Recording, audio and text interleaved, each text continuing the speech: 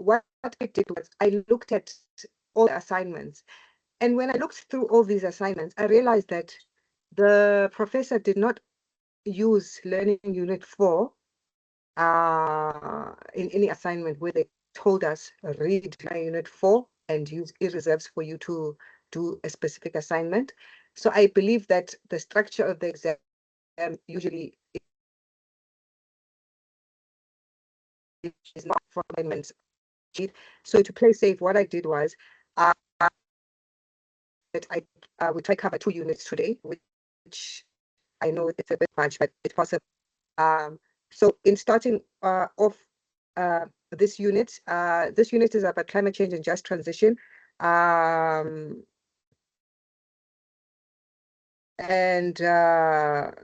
Okay, it's going to describe the characteristics of JT and understand the linkages between nexus themes around energy and climate change. So I found that this learning unit chapter goes well with the nexus question. I think it's learning unit 1. So in the learning unit 1 assignment, you could use some information from learning unit 4. So by the time we finished here, we should distinguish trade-offs that must be made to achieve JT. Okay, so in this chapter, we're going to be looking at mitigation interventions that have been adopted globally to deal with the impact of climate change, and just transition is one of the interventions that have been adopted to deal with climate change impacts by focusing on reducing carbon emissions, and we'll learn about the trade-offs. So the historical context of the just transition is that it's intended to ensure the necessary changes occurring in the economy right now and those expected in the future in order to limit global warming well below 2 degrees Celsius and pursuing efforts to limit it to 1.5 degrees Celsius. I think this sentence below 2 degrees and 1.5 degrees Celsius is a very dot or connection to this theme, the JT or the intervention. And then, okay, it's a vision and a process that is negotiated between key stakeholder groups and subject to joint decision making. And then it is local in context and must be guided by what can be considered just in the country where the transition is occurring. The goal is that social, economic, and ecological opportunities for positive developments are maximized and negative impacts are minimized. A just transition also strives to ensure that the costs and benefits of the transition are justly shared. The cost of the transition can be economic, example, decreased revenues in fossil fuel sector. It can be social, such as unemployment, and environmental, which is the level of ambition in a climate policy. Then it talks about its prominence. It came through inclusion in negotiating text for the 2009 United Nations Climate Change Conference, and it proved that a shift to lower carbon economy is vital to avoid climate change, and that it can be achieved through tough targets, which is to cut out carbon dioxide emissions supported by new environmental regulations and markets, all of which will transform the economies over the next decades. And then it speaks about how the shifts will have implications for people working in energy supply, industry, and transport, and for the consumers. And then now it speaks about the Climate Action Summit, which focuses, I'm sorry, I'll be skipping a little bit because some of the stuff, I'm picking what I think is the most relevant, that could, appear in terms of an essay question, maybe, related to climate, So here we're looking at the Climate Action Summit of 2019. I did take time to Google it and to try and extract information. And it speaks about 9 action areas, which will be led by 19 countries in total and is supported by international organizations. And then guidelines for a just transition towards environmentally sustainable economies and societies for all are both a policy framework and a practical tool to help countries at all levels of development manage the transition to low carbon economies and can also help them achieve their intended nationally determined contributions, as well as the 2030 Sustainable Development Goals. Now, I first, before I read the actual document, I checked out what Copilot would say, and it matched. So Copilot took the information straight from the Climate Action Summit, right? What I did was I added more information on the side to make it a bit more clearer. So the 9 action areas, in no particular order, and you may change the order around, but all this information is guaranteed. It is in the Climate Action Summit, although you might need to reference it. So the first one is youth and public mobilization. That action area addresses the youth and civil society to drive climate action. So it was the outcry of the actual youth, and civil society to bring about this change. There's a document I want to show you that says that. And then it's social and political driver. That's the second action. This one touches on political and social support for climate policies. And then it discusses energy transition, which is fossil, moving from coal to more cleaner energy in a renewable energy way, such as solar, wind, hydro, geothermal, biomass.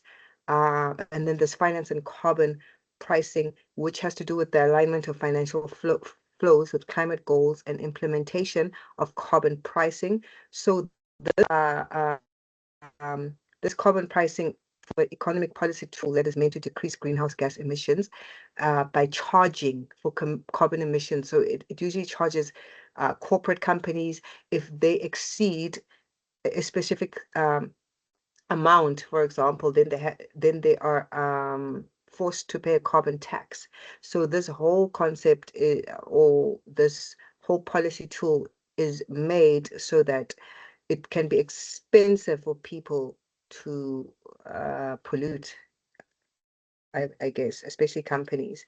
And then the other action area is resilience and adaptation, where there's planning and investments in climate resilient infrastructure, and then there's nature-based solutions. Nature-based solutions has to do with capitalizing ecosystems for mitigation and adaptation.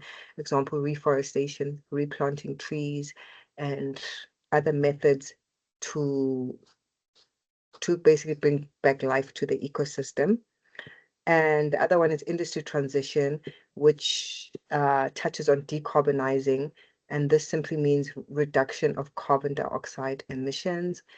The other one is mitigation strategy, which is improving national climate plans by setting net zero targets. Those are like your policies. I'm sure now we know the word mitigation, has to do with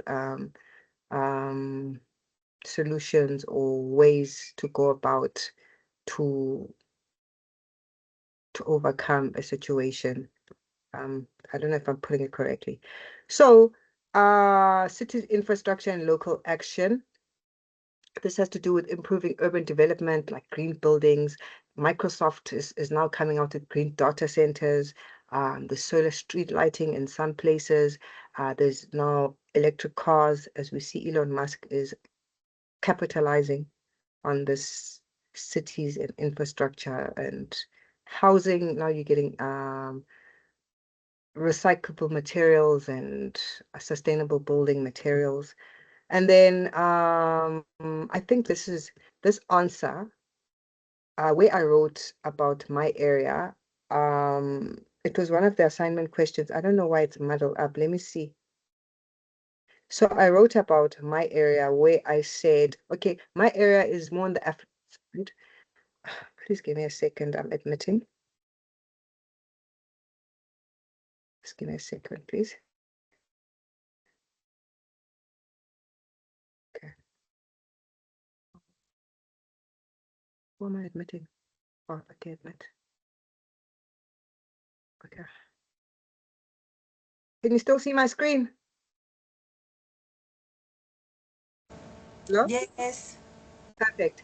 Okay, so one of the questions that it asked. It's just that I think I deleted the question by accident.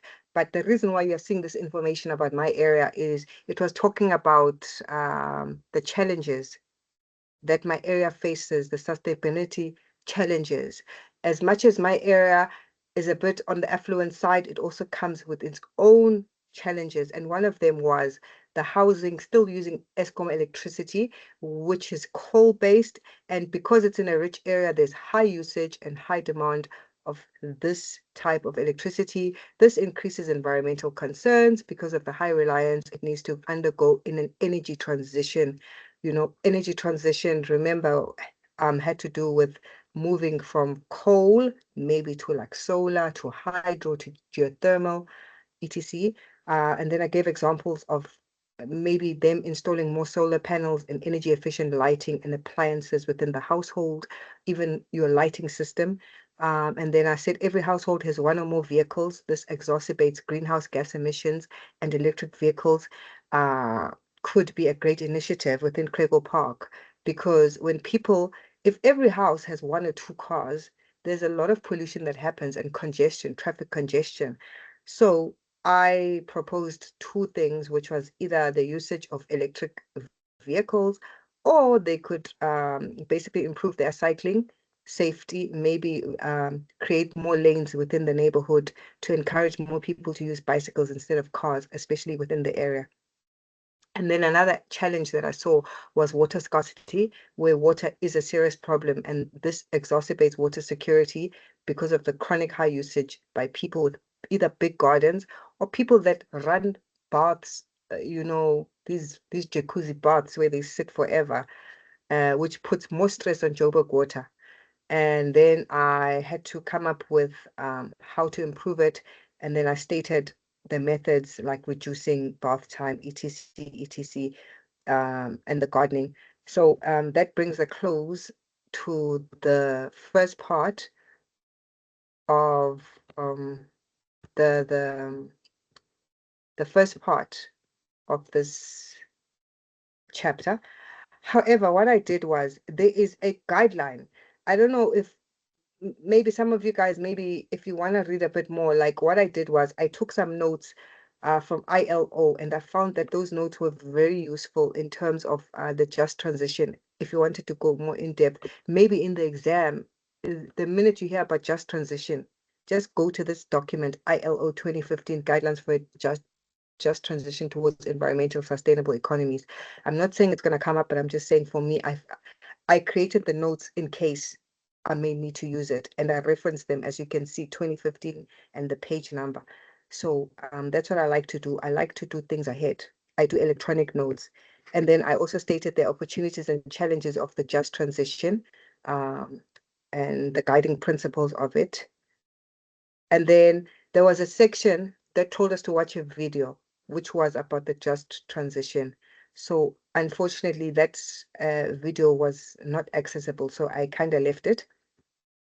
But now for the next section, we're doing problematizing the just transition. So here there are different perspectives than those of global organizations such as the International Labour Organization and the Organization Economic OECD on the purpose and applicability of the JT. And then from a conceptualization or definition point of view, there is a concern that the concept is being overstretched and that it is hollowing out, risks turning it into a slogan rather than a realizable goal. To the extent to which the JT is a panacea for climate change impact is also mentioned, as well as whether the JT can address the inequalities between the North and Global South. Who sets the priorities to focus? And then Abraham argues that JT needs a rigorous updating to develop its full conceptual power for the analysis and evaluation of the rapid and extensive energy transitions. And you guys can read the rest of what he argues. And then the JT concept can provide an integrated whole system perspective on justice, procedural, distributive recognition, and restorative. And it can help in identifying systemic solutions to address environmental and socio-economic concerns. So Yeah, so this concept draws upon the systems approach, né? The JT. That's one thing that I would like to point out from what Abraham is saying. And then they also talk about the reductionist approach that the JT concept can provide an integrated whole system perspective in justice, procedural, distributive, recognition, and restorative that can help address systemic to address environmental and socio-economic concerns. This would differ from reductionist approaches that derive from legacy, sectorial, or technologically driven approaches. These two often overlook negative side effects and wider justice implications. So at least now you can see that why one differs from the other, because the other one, has more negative side effects in terms of justice and all of that. And then Abrahams again argues that JT as a decarbonization strategy is often presented in relation to jobs versus climate debate, and it overlooks how many workers and trade unions have adopted pro-environmental positions. So he's pointing out some pros and cons about JT. So yeah, here he's just pointed out a con. And then he also says that it's presented as a win-win project, which this portrayal to historicizes the causes of the climate crisis and overlooks the important intersection with patterns of historical responsibility and resource extractivism. So there's two cons there about this JT thing, according to Abrahams. That's his argument. And then the key policy insights, they are there in the book. He's got 4 of them: the transition to net zero, and then the pathways forward, the range of policy tools and job creation. This is where this will also be fruitful in case they ask you about JT. And then it talks about the Climate Action Summit adopting the JT guidelines, that there are concerns that the JT will not address the needs of the global south. And then Nonjinge pointed out that Africa has not significantly contributed to climate change like the northern economies. So the northern economies, so now there's this global south and global north bickering, of which Nonjinge is critiquing Africa's contribution to climate change. And then Nonjinga continues to state that Africa has contributed negligibly to the changing climate, with just about 2% to 3% reduction of global carbon emissions. And Africa is disproportionately the most vulnerable region in the world. The vulnerability is driven by the low levels of socio-economic growth on the continent. And then they touch on the fact that if climate action is not anchored in a human rights-based approach, it risks exacerbating existing inequalities in the transition, and that it is necessary for African countries to formulate inclusive and evidence-based policies and strategies and analyze cross-cutting issues of a just transition, including those related to gender, youth, vulnerable communities, and marginalized groups. And then it says that addressing the climate crisis means more than stopping new fossil fuel development, reducing pollution, and mitigating the impacts that global economy and energy systems have on the climate. Nonjinga further argues that, according to the Just Transition Research Collaborative, JT, the idea that justice and equity must form an integral part of the transition towards a low carbon world is increasingly being mobilized both to counter the idea that protecting the environment and protecting jobs are incompatible. Yeah, here you can just read that. And then, yeah, so now these are all the things that are stated. Now it asked us, discuss your views on each of the policy insights listed above. I don't know where the questions have disappeared to. I think I accidentally deleted the questions, but I said that with the help of what I do is I usually use Copilot to explain something to me so that I can understand it, so that I can answer it correctly. All right. And then it's like a dictionary, it's like a teacher, I don't say that I'm not saying you guys must be reliant on it. I'm just saying for me, it makes my activity forum discussions easier. As you can see, if I point here, look, see, whenever I'm studying, there's a Copilot, I click there, and then this creates. Can you guys still see the screen? Hello? Yes, Yes, we Yep, can see it. perfect. Can you see here? So whenever I need help with either understanding a word, because sometimes there's just two words that I don't mean, or I'll ask it, what is this question wanting me to do? All right. So my forum discussion comes from that sort of foundation. And then I said that I agree that the concept of JT, of being a slogan rather than practical framework, is bad. And I opine that this concept must not be too broad. And then the risks is it loses clarity and practical meaning. It must acknowledge trade-offs as opposed to win-wins, as this may misguide policymakers who may adopt or create unrealistic, superficial measures that will miss the mark of addressing deep-rooted inequalities. Um, I agree with Abraham E.L., who argued that JT should be reframed as an analytical concept that considers multiple interdependent transitions rather than a single linear process. Then why do I support this? Energy transitions interact with social, economic. Like I said, I get my help from AI mixed with my opinion, you know? It's not verbatim. It's them opening my um, energy transitions intersect with social and economic governance that should make sure that justice is used across different sectors.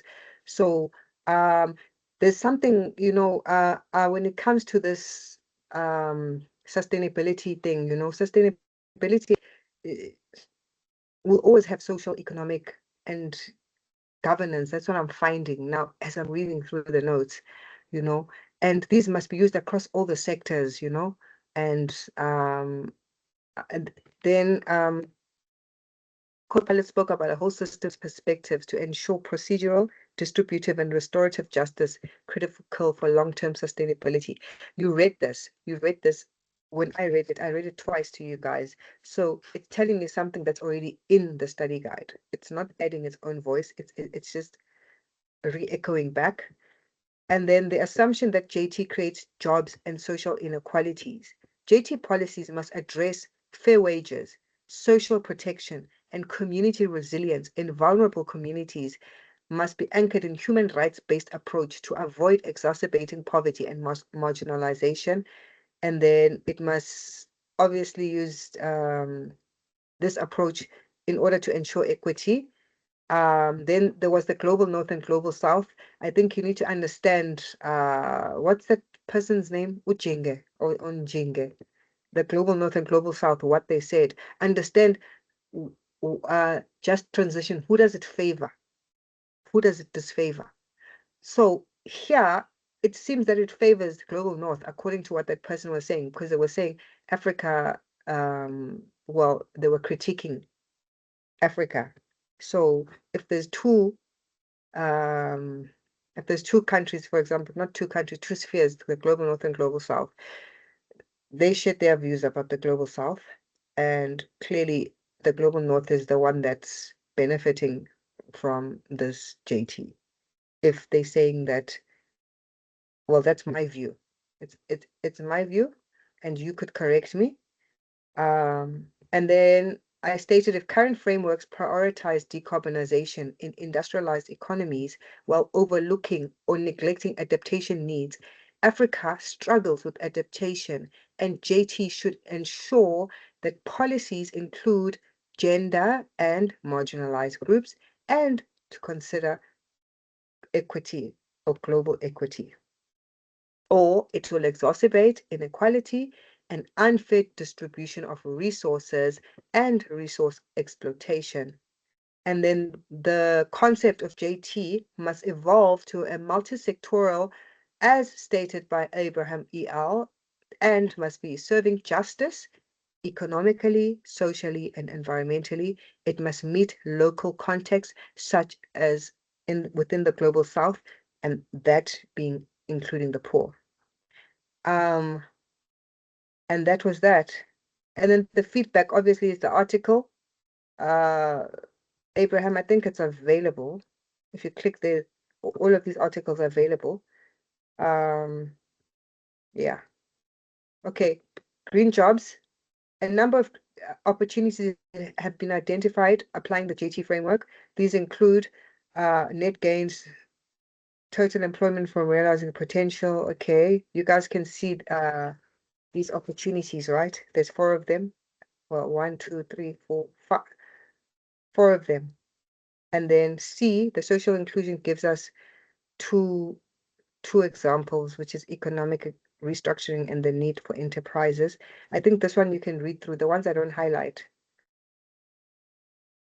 And then it says here there have been debates on whether the JT is likely to lead to job losses or not, as seen in the advantages of the JT mentioned by the International Labour Organization. There's likely to be an increase in green jobs. However, some authors have questioned the justification for promising something for which there is no concrete definition. And then Morris opines that the view that JT is meant to build up a supporting political coalition, green jobs have become a mechanism to deliver something for members of many special interests, be it unions or local businesses, in order to buy their support for a radical transformation of society. So here, as you can pick up these debates, this is a debate piece because it's Morris's view. Um, I'm just trying to see here.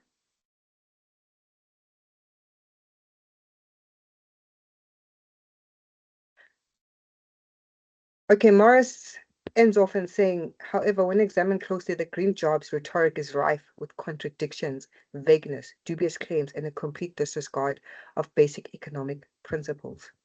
So already from here, that's already another con or another argument by Morris, who doesn't seem to be supporting this green job idea. Now, it says here, debate whether JT will create more jobs that the current carbon related than that.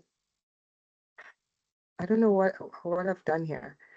Did anyone answer this question?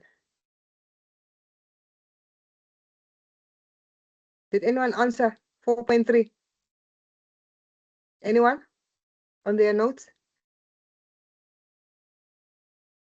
Okay. And then what does it say about South Africa? South Africa makes for an interesting case study to assess the global South's vulnerability to climate change in view of its dependence on fossil fuel for energy. The notion of a just and equitable transition was initially raised by trade unions and social justice researchers. If anything has to ask you about South Africa, you go straight to this part in the study guide, you know, especially if it has to do with just transition and South Africa, you would go straight to this part and then you would try and read the context, from different authors. Like here, let me just highlight here. Let me just highlight here, you know. Or if you needed to use a practical example of a country, you could gladly come back to the South Africa example. Because of time, we'll not be going into this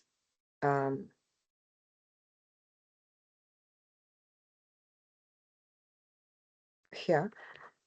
And then here, this is a good example as well. Here, let me ask Copilot to answer this. Sorry, guys. Let me just ask Copilot to answer the South Africa question. Activity. Okay. Because I had to work very fast. Please. So,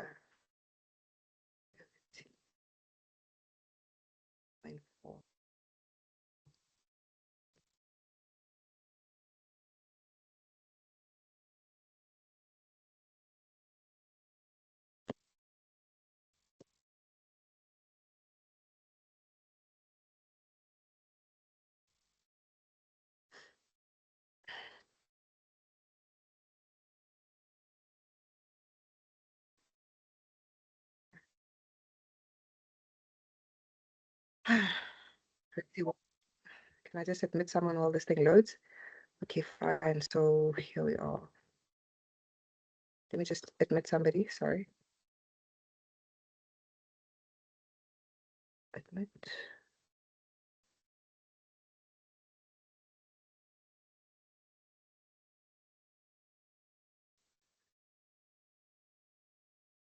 Computer's freezing. Yep.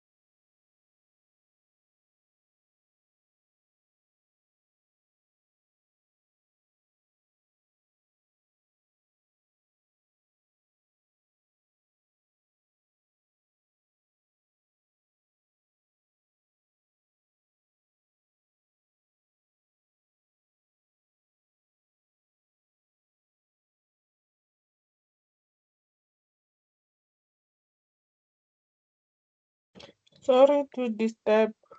There's no sound, ma'am. There's no sound.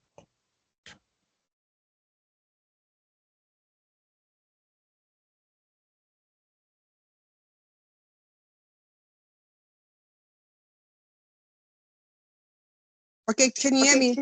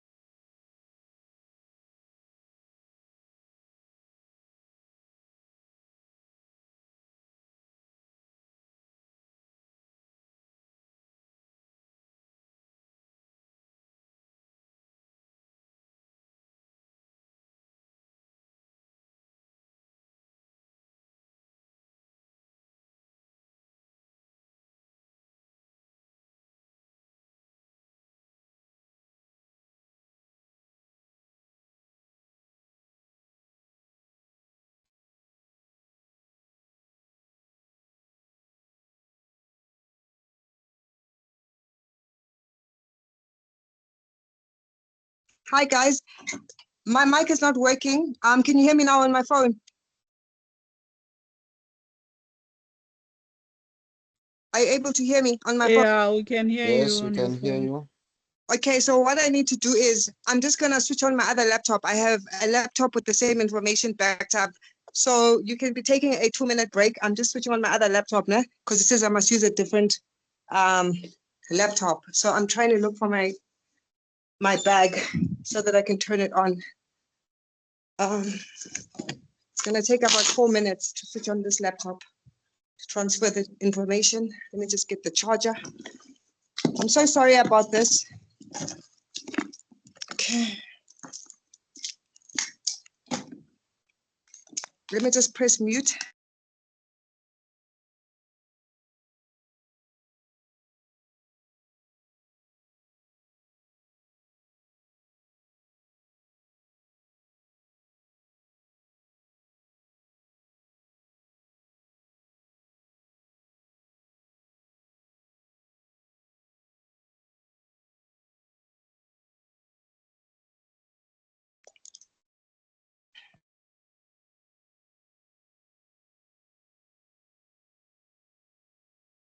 I'm gonna try again. I've just reset. I'm gonna try again on the same computer. If not, I'm just gonna log in with the other one. I just wanna understand something. Okay, let me log in quickly. Sorry about this. Where are we now?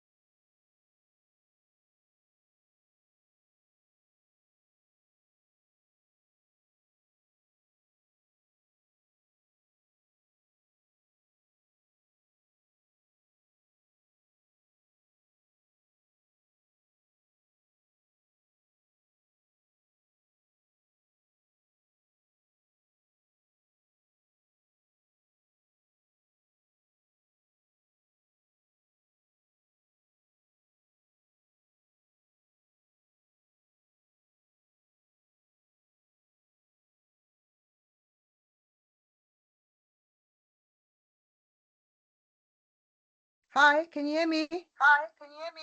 Hi, can you hear me?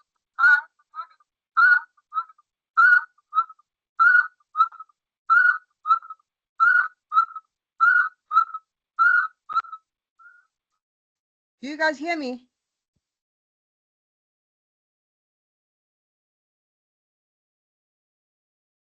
Okay. Can you hear me, guys? Not clearly. I think some sound comes, your voice, how do I It's say it? doubling, ne? It's two. Yeah, Okay. after you've spoken, we can hear you like 5 times.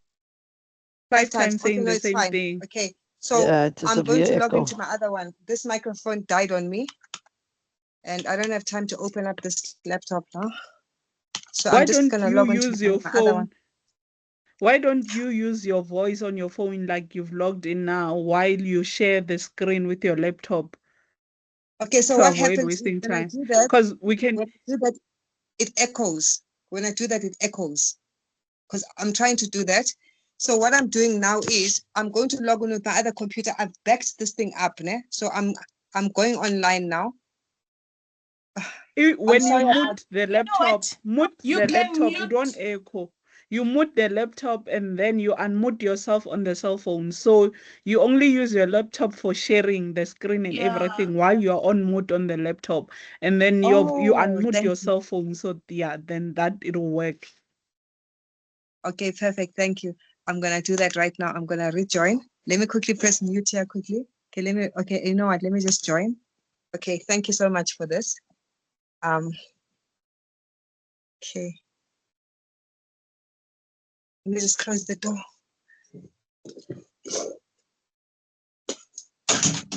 Okay, I'm there now in 10 seconds. Okay.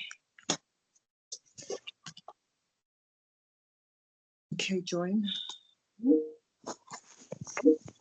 Okay, I'm in. So now I'm in. You see, this is what happens. I've muted the mic.